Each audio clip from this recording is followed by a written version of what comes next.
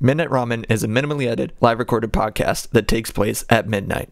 Although Michael may not be consuming food, it's time to get your bowls out. It's chow time.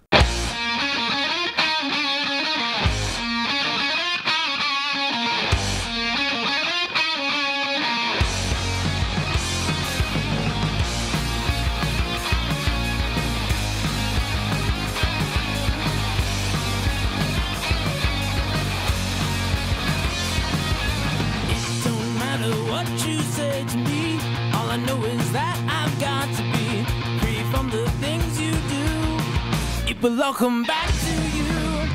Big stride, sailing me. Free falling, choose my enemy. Free from the things you say. It will all come back someday. Good evening, gamers and other folks. I hope y'all have a good night. Before we get into the intro, honestly, I'm suffering from something that it's real bad. I can't stop cracking fat packs, and I'm thinking it's honestly an addiction. And I know I'm doing this in the middle of the show, that I do it in, at the middle of the show, but I have to open up a pack. I just need this. I need this. So if you allow me for 1 second to open this one pack, I swear to God, I'm going to make my move. I'm going to crackling a cyclops. I need a marauding blight priest to bushwhack me on my light spell duo. And I need that Carthar commando to go on my gleaming barrier. And something mischievous pup with an arbiter of woes. You know what I'm saying? Because I got this eager truffle snout. And I tell you what, there's a Drake catcher on the loose. I don't even know what it does. And there's Kaito behind it, apparently. So I think this is going to be a good episode. I got one of the good... Actually, I don't know what Kaito does. Hold on, I wanted to see that. Whenever a creature you control deals combat damage to a player, put a loyalty counter. Oh, that's crazy. That's actually crazy. Never mind. Yeah, it's pretty good. I don't know how much it actually is worth, but... that was just more of a vibe check for the episode, so I think that means it's going to be good. You are listening to Midnight Rum with me, Michael. Hope y'all are doing good tonight. The Livecast, as opposed to the radio show, which you can listen to. You can listen to both of these on Spotify. I know I'm going out of order, but hey, you can listen to those on Spotify. So the radio show was basically this, but as a radio show. Big whoop. But it's the 5th anniversary of each episode as I'm uploading them to Spotify and, editing them. And of course, I'm not having music in there and some of the stuff I say in there and whatever is not in there. Especially this recent episode, I had to edit quite a bit because there was a segment that I was just like, I really don't want to add that in. It wasn't super long, but yeah. It's just I let it take control over and I'm like, I didn't care for it. And it wasn't really anything for the show itself, so whatever. But also, this is the edited version of this is on Spotify. You can watch, it's only for episode 100 and up, but every episode is on YouTube, but that's also edited. But you can actually watch this happen live on Twitch. And honestly, maybe in the future, maybe on YouTube. I don't fucking know. Sorry, pardon my language. But it might be in the future. Who knows? Maybe on other places. But I think the thing is to mainly just be on the stream. Where you can watch this happen live. You can manipulate the chat to make sure the episode goes in different directions. And start conversations, things like that. What else you can do? You can see the after show, which is just basically me editing the episode and putting it out there. And doing some other things as well, depending on the day or how I'm feeling. Because that happens. It happens. Yeah. Oh, yeah. Also on my YouTube channel, I post other videos as well. I post other videos other than, the podcast, or the live cast, as it were. I post like weekly videos for now. I think once the year's up, I'm probably gonna make better, more longer videos. Try make them when I want to make them, because like there are definitely some that I'm like, I feel like it's better that I put them out, this and that. But there are other ones that are like, oh, this is definitely gonna work better. There are definitely series and things that I've made this year that I feel like, oh, this could work better than some other ideas that I've had. Although I've come up with some pretty good funny bits in the past couple of days, actually.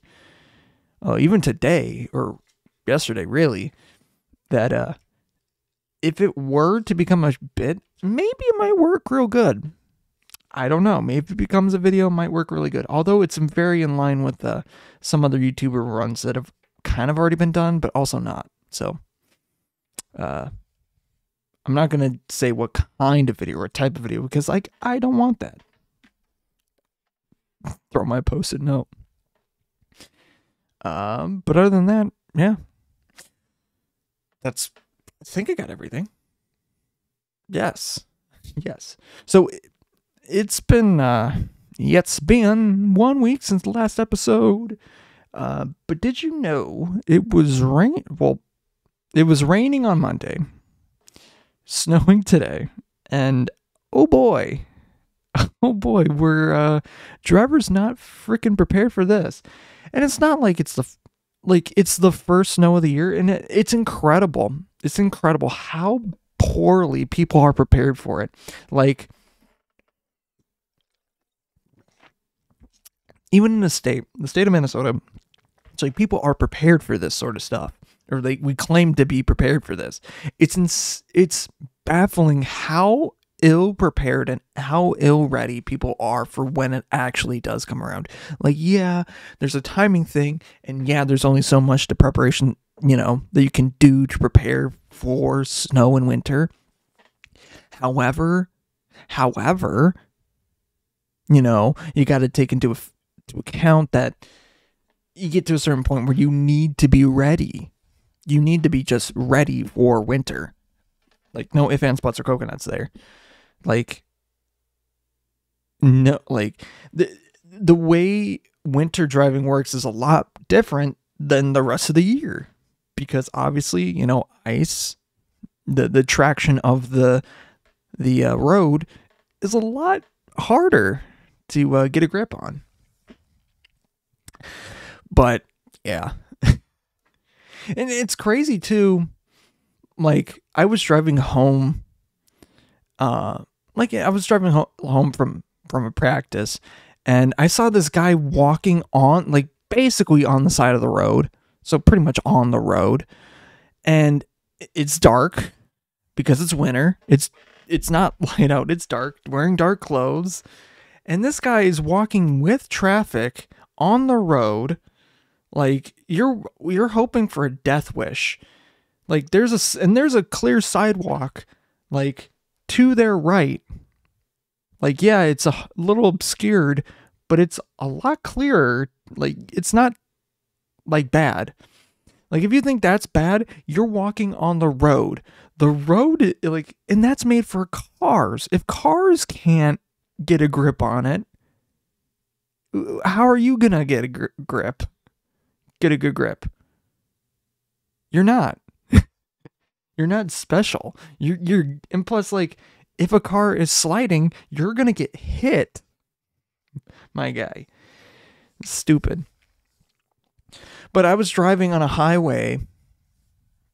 But again, like, I'm just telling some driving stuff. It's like, I'm driving on a highway, and the speed limit is 65. And of course, no, I don't expect anyone to go 65 or anything like that, especially if the roads are terrible. And they were. They were definitely bad. But going 15 miles an hour is just baffling, especially when cars are passing on the left, like, constantly. It's like, dude, I get it. Like, go at your own pace, but there is a point where you're going too slow and going at a speed that you're going so slow, it's going to cause you to mess up.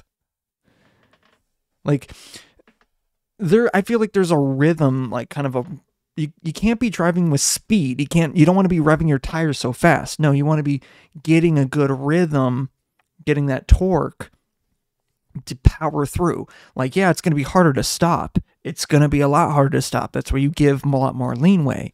However, you can go faster. And if you're feeling the road, you can know when to slow down, when to start slowing down, ease off, and not have to abruptly turn on your brakes, and then all of a sudden you start sliding. And you're like, oh, you don't want to be going so fast. Like, I get it. I get for all those people that are having accidents. I get it. It's totally bad. It's insane. There's only so, like, there's a certain point that you're going to be sliding no matter what. And I get that. There's going to be accidents. But it's baffling that at this point of the year, people aren't ready for this. And there's not a lot of preparations taken or thought, into that mindset of how to drive in winter conditions. I don't know, man. And, like, there is, like, some skill issue, I feel like, especially today. Like, the roads were definitely bad, but a lot more was on the skill, like, driver skill issue. Like, there's no reason that there should have been, like, that many accidents. And there was, like, at least 100. Like, I came across, like, one I did really come across, and, like, I totally get it. It happens. It totally does, and I feel for that. I don't want to go deep into family stories and bring up trauma like that, but I understand. I totally do. I totally 100% do. But there's a certain point where it's like, not to be gamer, but, like, it's skill. Like, you gotta kind of, like, it's definitely, like, there are definitely times where I am, like, white knuckling it. But this is not, like, the worst driving conditions I've ever been in. They were bad, but they far from the worst. Far from the worst. I mean, luckily, I have a 4-wheel drive car now, but my car during college was a Mercury Grand Marquis. A literal shit brick house. Like, that thing could, if I were to, like, drive, like, top speed into a brick wall, like, try to basically crash into a brick wall, I would win. Come out there unscathed. Because that's how beefy that car is. Like, damn, it could take a beating. Like, I didn't actually put it through anything, but, like, that car is beefy. It was, like, meant to do that sort of stuff. However, it was a rear-wheel drive, and oh man, it sucked in the winter, because, like, if there was snow on the ground and it was at a complete stop at a red light, starting was a pain in the ass, because you have no grip, especially if it's sloppy wet snow, no grip, so you're just trying to rev it, which is not a great idea. But, like, I have no momentum, so it takes a lot longer for the car to move. It was so much easier to slide, like, trying to save myself. It's a lot harder when you don't have the power coming from 4 wheels instead of 2. Wait, no, it's a lot harder to have 2 instead of 4. Flip it around. Like, it sucked. It honestly sucked. But it was a good lesson, and it taught me how to actually drive on the road. And I feel grateful for having that car. But I'm just, like, still, like, even without it, I'm still baffled at some of the things that I was seeing on the road. Like, how? Man. The one, I was trying to think of one. Okay, the worst time that I've had it actually was with the Grand Marquis, driving home for like winter break. It must have been. Car is basically fully loaded. I got a bunch of stuff. I had bacon in there, whatever. My girlfriend was driving ahead of me because she already knew I was driving the Grand Marquis and whatever. And she took the lead. We left at like, I want to say 8:30 in the morning. And as we were driving out of town on the highway, we noticed that there were definitely a lot of semis starting, like, as we were getting further and further out, a lot of semis on the side of the thing, just like side of the road, like not really tipped over, but like, forked, doing, this and that. And we're like, oh. So she gets on a call with me and we're, making sure that we're good and all that stuff, because it was definitely bad road conditions. And we didn't really know at the time. Whenever it was winter driving and we knew that we were going back, I made it I even said it specifically, we're driving when it's light out and it's been enough time. Like 9 a.m. is the absolute lowest time that we are going, because if there's no time for the snow to melt, we're going to be slipping and sliding all day. And that's what the plan was. But today, we planned it, and even so, it was still bad. It was very, very bad. And we get 20, 30 minutes out. And, there's a bunch of overpasses and things like that, because it's it's a highway, it goes under things and whatever. And we started noticing that a pattern, after every overpass, the road got really slippery, very slippery. And we, that's how it kept going. And that's the thing. It was completely dry, then it got slippery. And we got to one, it was very bad. And started sliding a little bit, but it was fine. It was nothing too bad. The very next one, even my girlfriend, who was driving ahead of me at the time, very good car, 4-wheel drive and all that stuff. She was a good quarter mile ahead of me at least. And she's started not really swerving a little bit, but she was having trouble. And she was about to say something. She looks back in her rearview mirror.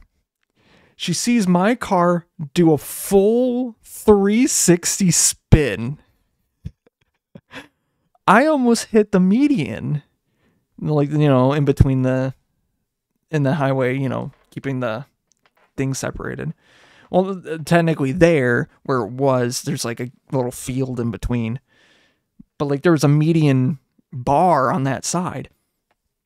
I got maybe less than a foot away from hitting it.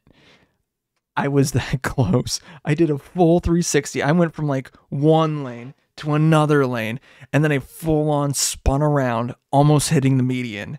Luckily, the cars that were behind me were very far out, surprisingly. And even then, she stopped on the side of the road to make sure I was all good. I'm I'm good. That was scary. We're going slower. And so we did. But the most crazy thing that happened after that, we were seeing trucks going 70, the speed limit. And it was still kind of bad. All the way till 100 miles out, from the apartment, from where, college. It was 100 miles out. Or yes, from the border. And even then, it was starting to get a little bit better, but it was it was still kind of bad, the slippery conditions. And there were trucks on, just I was at one point, truck on my left, truck in front of me, truck behind me. And I'm not talking about, oh, there's some distance. No, I was stuck. I was absolutely stuck. And if I sneezed or even swerved the tiniest bit, dead. Dead. Doesn't matter what I did. Dead. There was no time for me to think. Or would have been no time for me to even, like, do any actions. Or for any of the 3 truck drivers that were, like, surrounding me. I would just be dead. And luckily enough, made it. But that was the scariest time that I've ever had to drive in the winter. Like, on God. I hated that. I hated that so much. Oh, man. And that's like one of the reasons why it's so perplexing. Why? And I don't want to be a dick about it either, because, like, you know, I get it. I totally get it. I do. But there's a certain point where it becomes a skill issue. Like, I don't know, man. But there's a certain point where it's like, if you're going too fast, obviously you're going to be slipping and sliding. But if you're going too slow, you're also going to be slipping and sliding. So there's like that good period where you got to feel the road. And I don't know how it is it might be different for different cars, but like you feel the road where you know how the road is going. You know how you feel the road. You're just going along and you're just right in the thing. No cruise control, no nothing, because that's stupid. Just going steady, just feeling it out. If you want to go faster, you go faster. If you want to let up, you let up. But just cruising and feeling the road. That's how you do it.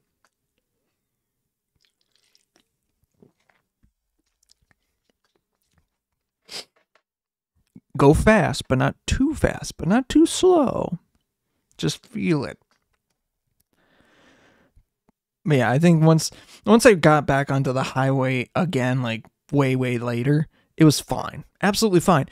But like one of the main highways that I mean, I don't use for work or anything like that. But like if I want to go into the cities, like it was bad. It was very bad. Like crazy that it was like 6 o'clock and it was still like bumper to bumper going so slow. There's no reason for this huge line, but there was. It's like, how even, you know? I just have to wonder. Yeah. Although I'm trying to think of another time. Oh yeah, I think the only other time that I've had troubles like driving my car. Actually, there's 2. One, I was driving to church one time. Like, there's like this road, and it was at night. I was late for something, and I was driving on the road. And I was going at, you know, just following the lights, and you hit the right timing on the lights. You just go green, that sort of thing. And I got to one, it turned yellow right before I was about to get there. And of course, you know, I had no time to really slow down. So I'm like, oh shit. But the guy in front of me was already slowing down. I'm like, but they had enough time to get past. So like I ended up sliding to the right, and I was in the right lane. In the intersection, and it just like creeped back onto where it was supposed to go. So I'm like, I basically more or less ran a red light unintentionally. It was like crazy. So that was one. But I think even crazier, and I lost what the thought was. Give me a second. Oh yeah. So this is right after, it was an earlier break. So it was after a break, like the day before, like it was a Sunday night. My girlfriend was working the desk, or we're doing a building manager stuff. And I was like, oh, I'm going to go grab some food I was going to go get gas and grab some food. You want me to get you anything? And she's like, okay. So I go there, get gas, get food. I'm driving back there. I'm about to go over the railroad, and right before my car started started sliding onto the side again, to the right, onto the side of the road, off the road. And I'm just like, shit. But it was like a horrible time because like, I think it had just snowed or was like melting, but it froze over. So it's like, it was sheer ice. And there were a lot of people like having that sort of situation. And I'm glad because like there were a lot of people trying to help around the area to do that. And I had like AAA. So I had someone coming to help me get out. But there was like this family I know that tried to help me get out. There were another group of like, I want to say college, high school age looking guys that tried to help me out. I'm like, I'll figure it out. A car that like a family was like doing, like going around trying to help other people out. They helped a little bit until the tow truck got me out. But there was like a police presence there because like, you know, once the tow truck was there. And I know they watched this happen. And they were sitting in the car, obviously. And they probably had their dash cam going. And I'm willing to bet they have video of me like on the road waiting, like my car is still trying to get out. And, you know, they already built it up, so, you know, whatever. I'm trying to get into my car. And I get around. And then I start slipping and sliding. And they watch me eat shit. Like, comically eat shit. And like, I'm on my ass. I'm just like, what's going on? And they look directly at the cop car. I'm just like, oh God, they probably did. They probably saw that whole thing right there. I hope they did. It's funny. But yeah, it took me like an hour to get out of there. It was fine though, but it's like, sucks. But yeah, and it was totally random, out of the blue, on this road, and just started out of the blue, veering off to the right. And luckily, I didn't hit anything, so I'm just like, thank God I didn't, because that would have been so bad. But yeah, I'm extremely lucky as a driver, and I'm glad with the experience I've had with that car. But honestly, to some extent, it is some skill. But you know, you can only prepare for so much. Yeah. Take a guess what time it is. It's time to open up some magic packs. I already opened up that first one, and honestly, good vibes. Very good vibes. Very good vibes. From that one. I opened one the other day. That's because I think I was like editing a video, or no, I was editing the live cast. I just pulled like a Grim Tutor special guest and some other like card. I'm just like, no shot. That's so funny. So that was like $25+ thing in a pack. Or then. I don't know how it is now. Literally 2 days after the fact. Which is like crazy. I've had some pretty damn good luck with this set. And the place that I get my cards from, or get the boxes from, especially for opening, they give me some good pulls. I always go to them, even though, you know, there is an upcharge and things like that. Reasonable. Also because, like, the fact that I'm getting good pulls, like, I go there. That's why. And they give me a lot of good, like, supplies. And recently, I haven't seen a lot of good... I haven't needed anything, but I think I need a bit more supplies, though. Let's see what we got out of this first pack. Ambush Wolf, Think Twice, and the Prison Burst Lightning is pretty fun. Pilfer, Witness Protection, a Ravenous Amulet. What the heck is this? Oh, interesting. Balmore, Balmore, Blanchwood Armor, Revenge of the Rats, Leyline Axe. Hell yes. Let's go. I need that. I need that actually. Rogues. Ooh, foil Rogues Passage. You know what? I'm putting that in the same deck too. It's going to be the Captain America deck.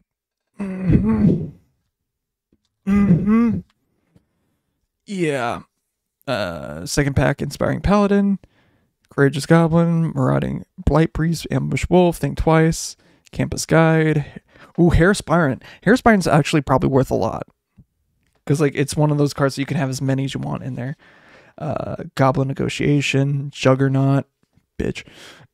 Dauntless Veteran, Dragon Trainer. Huh. Interesting. Progenitus. Or as I like to call it, progenitals. Hell yeah. Hell yeah, brother. And then Darren's Leet and a foil Blood Caves. Progenitals. Show me your progenitals.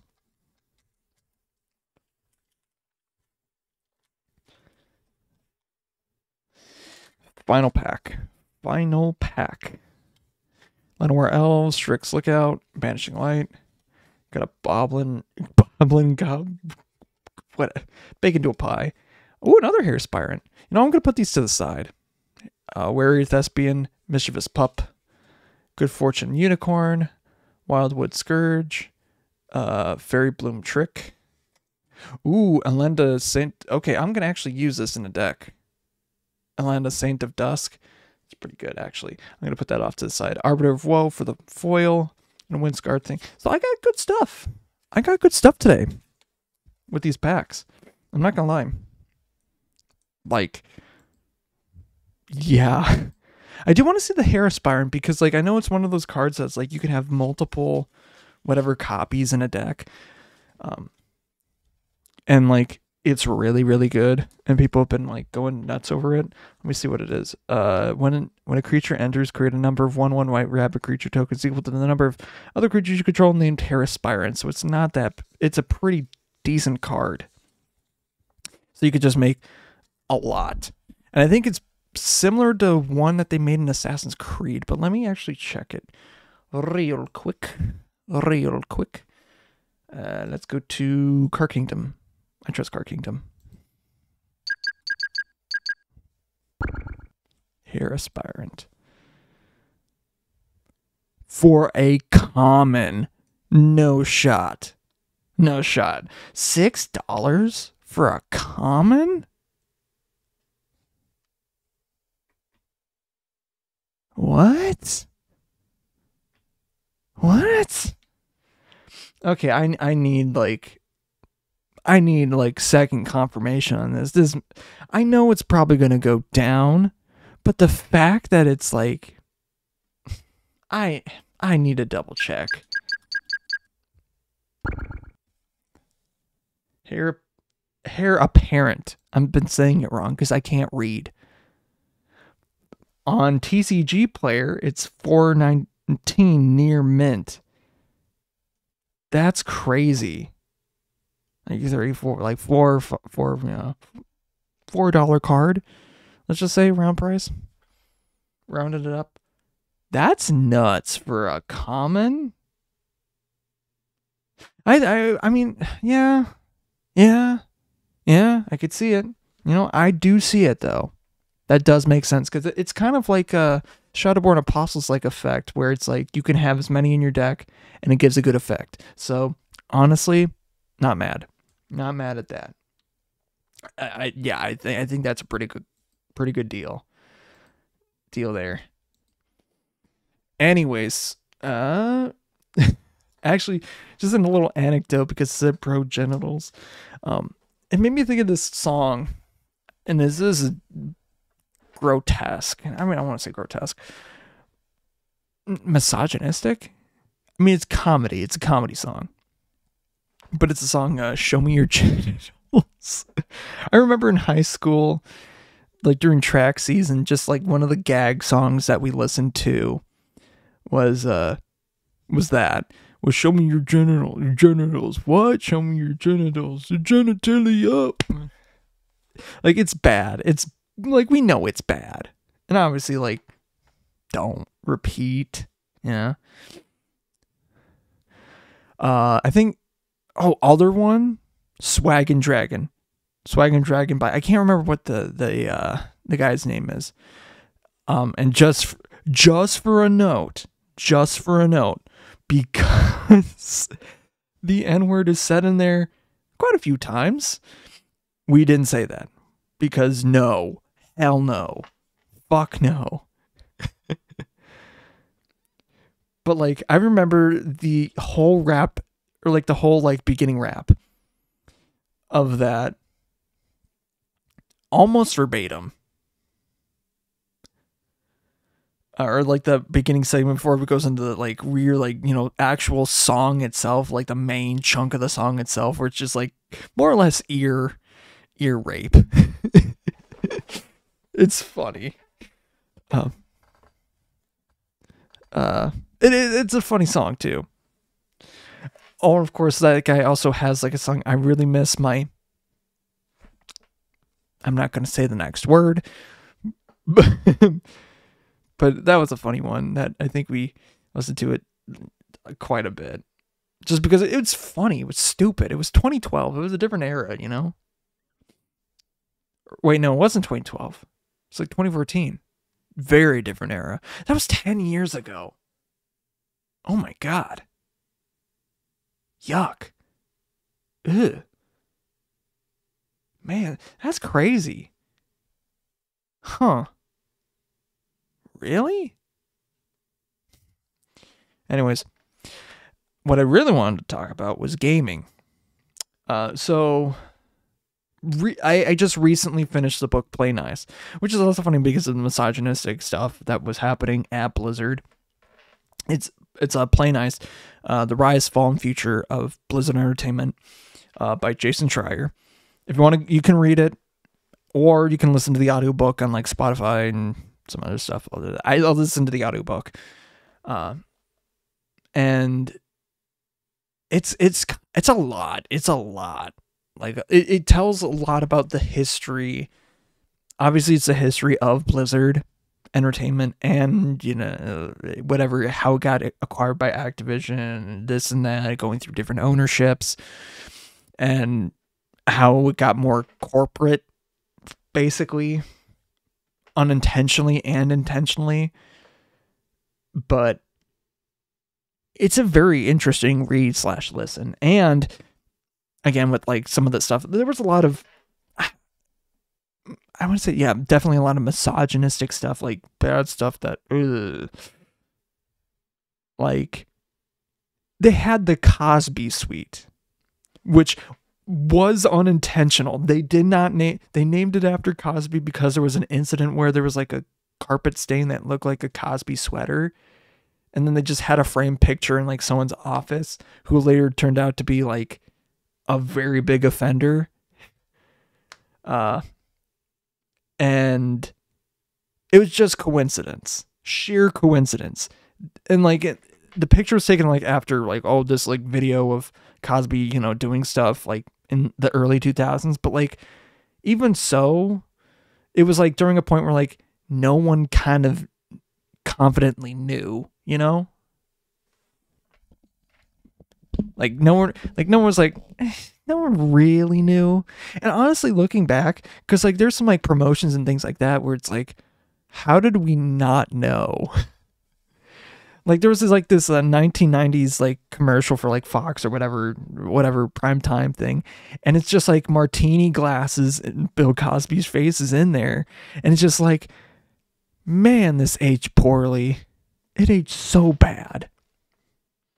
But again, that's besides the point. But like, what made me think about it makes me think a lot about how and why games the way they are today. Like back in the day, you know, you only had what you could make. You know, you had these big companies, like game companies, like Nintendo, Sony, you know, things like that, and the publishers that they did for them. what they licensed gaming and stuff like that was basically the way to get money, to get by, because, and then other studios would try to make it big with their own original titles, but if you weren't able to do it, your company's dead. And even for Blizzard, for like the longest time, like had so many money problems, and even still to this day have money problems simply because it's hard. Like, even though they're making a profit, it's hard. It's hard to keep that consistent, and the demand of the gaming industry and all these other factors and this and that, it's hard to really keep that, you know, stable. Like, to keep workflow steady, to make sure that you're not overworked, to make sure that the games are good quality. And their one of their mantras was, it'll come out when it comes out. And that definitely has gone away, kind of intentionally, unintentionally. But it's because obviously you need to have a game to have. But something that you can't take the risk without having, you can't reap rewards without taking risks. And they took a lot of risks that were just either canned or this or that. But even some of the risks that they took that were canned led to some pretty great things. One of the big notable ones in the book is called Titan, which is just basically this kind of, they were trying to make a next separate like World of Warcraft, but for superheroes. Or like by day you'd be doing like daily tasks, like actual working and things like that, tending to a garden, going to a job, running a store, whatever, this or that. But at night you'd be a superhero. And they were working on it for like 8 years or so, like a very long time. So eventually it got axed, and out of the ashes, basically, they kept the idea of like, oh, what if these heroes came back, or like were gone or weren't needed, but then they came back to do things, and they made it into a PvP, you know, arena shooter like Team Fortress 2, Overwatch. And that became a huge success, and you know, all that other stuff. And then they wanted to make it, when Overwatch 2, how they wanted a PvE mode, and even the balancing of that, and trying to make it work, and still trying to keep that monetization and things that, you know, from the PvP was hard, and still is. And the reason why the PvE or the single player thing really never happened is because they were investing too much money, and it would like, hey, if we make this is probably going to take away from the game, and people are going to want to play this more than the PvP. Which, but who knows? But I think the most true thing about all of it is that Free Guy, the movie Free Guy, still is the most accurate thing in representation of the gaming industry. Period. Just period. Like, as of right now, it's the most accurate thing, because you got a CEO who's so fucking out of touch that just wants to pump out games just to get that profit, and they're willing to do damn near anything to get that profit, to get that out of players and things like that. Like stealing ideas, stealing content, paving over old games. Like, that's something that literally Blizzard did with Warcraft 3. And I think they did with like another game, but Warcraft 3, they did that. And it did not pan out well. I think they tried to do a little bit of that here and there with some other games, but Warcraft 3 is the most notable one that was mentioned in the book. And like, yeah.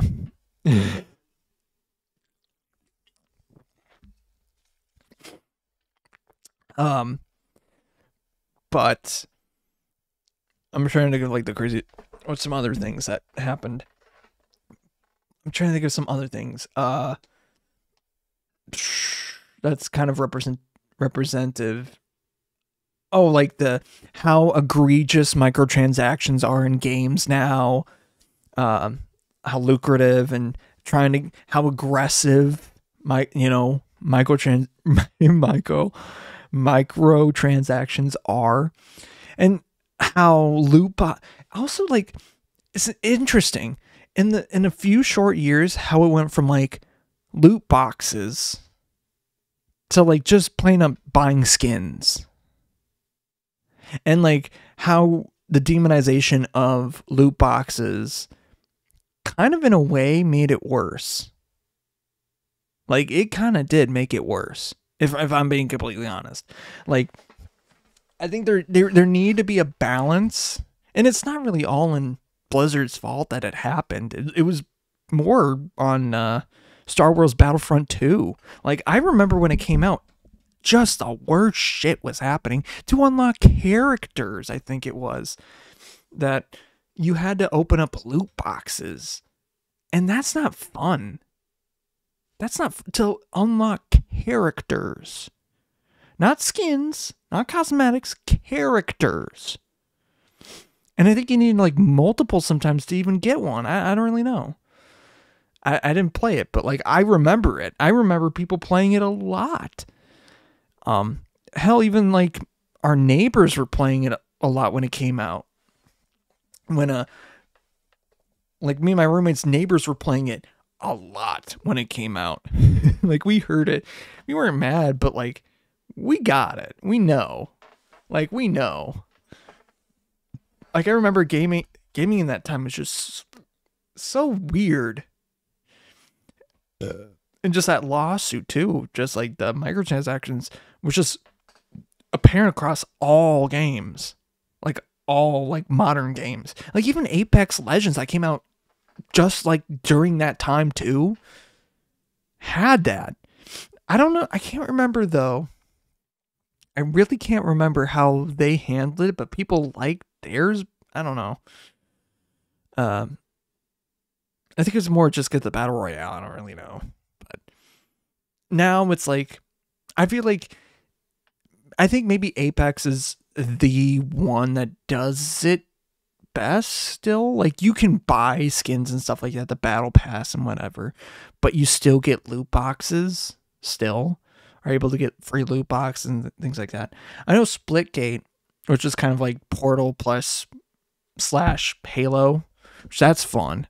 I haven't played in a long time. I don't really know if people are in it anymore because like it's kind of niche, but it's a fun game.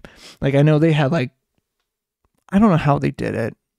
They had like a loot box, but they also kind of made it so like you, like if you got a same piece, like you can use it as credit or things like that. I feel like there needed to be a better way and system for loot boxes to work. And I think at the time they didn't do it really well. Like, if you got a repeat thing, you just didn't get anything. You got maybe a credit, some money back or points. I don't really know. But it's just kind of predatory in that sense. And like, yeah, I think it was more just like, yeah. I like, but that doesn't go on to say that I hate loot boxes. And like even Pokemon, the Pokemon Pocket app that came out like less than a month ago, I have been going for like a whole week now. I have not gotten a single EX card. A single EX card. And I've been trying to get a fucking Mewtwo this entire time, and I have not had it happen. Like, I even did like an opening of 10 packs, which was like the thing to start it out. Nothing. I've gotten a couple full arts, but like full arts of cards I already had. So it's like, this does me nothing. I'm like, yeah, oh yeah, you could put more in your deck if you choose to do it. Yeah, but they don't do that, and you can't trade them at the moment, and you can't like sell them at the moment. So it's like, it's kind of null and void. So it's like, I don't know. I have like 4, 5 full art Bulbasaurs. Like, what do I do with them? Nothing. I don't know. I'm just trying to get a fucking Mewtwo. I will have a full play, like, I feel like I will have a full play set of golden Charizards before I get a single Mewtwo EX. On God. I have 2 golden Charizards. Like, right hand on the Bible. I do. But I have not gotten a single Mewtwo EX. I think I have pretty much every single other one. Maybe I don't know if I have Pikachu. Of the notable ones, I should say. The notable ones, I think I have Pikachu. I know I've Articuno. I don't know if about the other legendary birds. I would have to check, but like pretty much every single one I already have. Or a good chunk. But playing the Mewtwo pack and not getting one is just diabolical. Like, oh, why don't you just open one right now? No, that's what they want me to do. I know a gambling addiction when I see one, and I'm not gonna fall for it. Not this time. No, I did my dues. I wised up. I'm not going after what I did opening these magic packs here. I'm not trying to follow that up. I know it's going to be a scam. Like, I have I've had some packs give me like, oh, I got a new card or this or that. But like in this like past 5, 6, whatever, 7 days, I don't really remember. I have not gotten a single EX, and it's so freaking stupid. I don't know. I don't know what to make of it. Yeah. And like you can buy packs and things like that. So like and there's multiple different currencies too. And there's a subscription one, which like a premium subscription's like, this seems oddly predatory. Although in some countries, that's kind of the stigma of how they play. Like, I know like one thing was like, oh, in China, they do like that sort of stuff, or like pay to win for like, to get better stats and this and that, because, you know, they were limited, and the culture of it was like, oh, go to gaming cafes to play. That's the way they would do it. And so like paying to have better characters made sense, but in a Western culture where that's not as big of a thing, it's not, and it's seen as very, very, very unfair.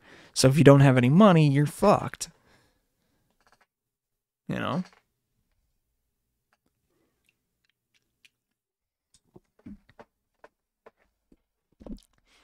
But no, I still think Free Guy is like it's not like a perfect movie by any means. Like, I watched it like 3 times in the theaters, and I only paid for it once. First time was with my sister. Second time was with my girlfriend at the time. Third time, I was like, I have to pay for this. I have to do it. I've watched it 2 other times. So me and a buddy who wanted to go see it went to dinner and then went to go see the movie. So like, I paid my dues, at least. And of course, watching it again, you know, on like television, whatnot, or yeah. So I know the movie pretty well, at least. I like the references and things that they do, and the mechanics and whatever that they make of the game, and the rules of the game. But it's crazy to think about like how accurately it portrays the current time and situation of the gaming industry, because 2021 was around the time that all of this shit about, you know, some very dark things happening behind the scenes, especially at Blizzard, was going on, and some like higher up like producers or managers were very big creepazoids for years, and known creepazoids. And that led, like, all of that led to the acquisition of, from Xbox to buy Blizzard Activision. That even the former CEO might have probably known that some of those people were, lack of a better term, predators. Or sexual predators. Which is weird to think. He might have. Can't confirm or say it. But he might have. He might have known. And yeah. That's scary. And like even some people that knew, like just knew, they allowed for that to happen. And that's kind of how it just worked. And that's even with an HR. Like even with like all HR and, you know, all this other stuff other than developers and things like that. Yeah. A lot of weird and dark shit happens behind the scenes. Not only there, but at other places too. And if it has at one of the better, quote unquote, best game studios, who's to say it doesn't happen anywhere else? And then you also have, like at the beginning of this year, 1,900 Blizzard and Activision workers were laid off as redundancies. So all of their, you know, companies and whatever things, all these gaming companies were laying people off. And not only, you know, Xbox, but all their gaming companies were just firing people and letting people go because like they saw them as unnecessary or whatever, redundant. So it's like, I wonder how that really is affecting games and stuff like that. And that was only this year, not even a year ago, that this sudden news dropped, especially for, you know, Xbox and such like that. Less than a year. Crazy. A lot of jobs. Like not only like developer and non-developers too. Nuts. Like absolutely nuts to think about.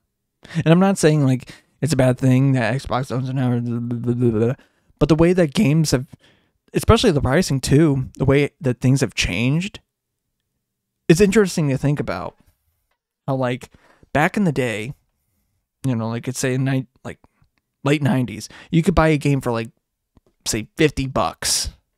You know, AAA game, $50-$60. Now you can buy a game for like, you know, let's say a AAA game, like $60. Maybe. Depending on, you know, no DLC, $50-$60. How is that the same? You know?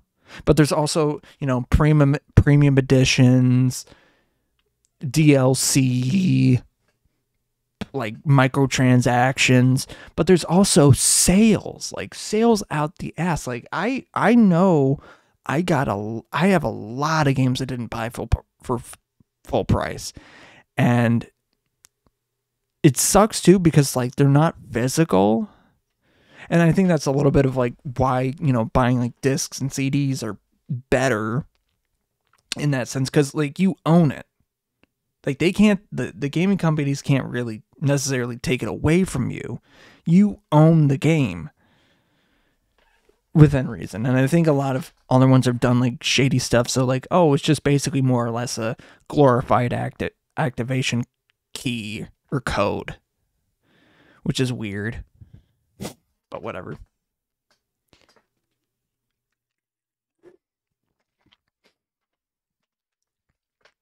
But yeah, interesting how the prices of games have like kind of, I mean, it fluctuates too because like depends on the game and who's making it and this and that, blah blah blah.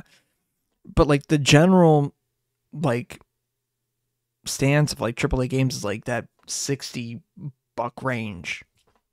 Like take it or leave it, a little bit higher or lower. I mean, obviously you have games at like some games at like $20 or less. They're really, really, really, really good.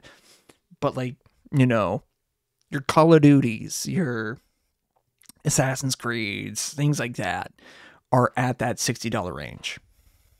Still. It's crazy to think that. Think about that. You know what's also crazy? This is over. If you want to listen to more of this, you can go onto my YouTube and watch and listen to every single episode. Or you can go onto Spotify and listen to not only like these episodes, starting from episode 100, but you can also listen to the radio show, or just basically, it's a 5-year anniversary of each episode of the radio show of Midnight Ramen, when I used to do that in college.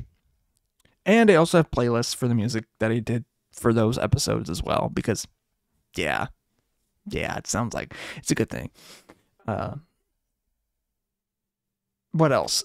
Again, if you want to, I would insist, if you want to see this and interact, come watch this live. You can interact and chat, watch the after show, and stuff like that. But once this is gone and the VOD is gone, like after 2 weeks, it's gone. But the edited stuff is out there still. I'd like to thank Gradients for the use of the song Used to It off of the album The Call. And I'm trying to think of anything. I mean, there's something, their third single or something song. I don't really know. They're working on their next album, or second album, I should say. And honestly, I think it's going to be their, again, I'm going to say it's going to be their first. By a lot, honestly, because they made that in college. And yeah, I think it's going to be very good. I sure hope so. Just some of the tracks that you can listen to their stuff on like Bandcamp, YouTube, Spotify, whatever. But yeah, they have SoundCloud. I'm certain they have one on SoundCloud. But like, yeah. Listen to their stuff. Go listen to Gradient's Band or something like that. I can't remember. I don't know why the hell I don't know. I blanked out for a quick second. So I'm like, oh.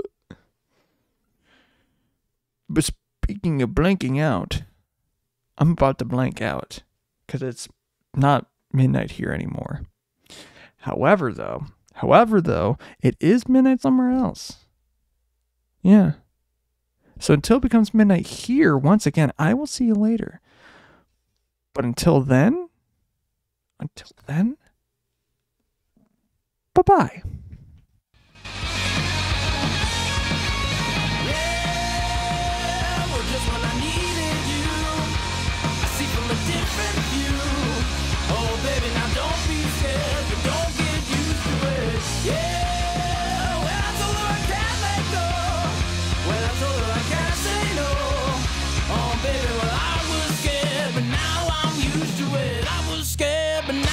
Used to it.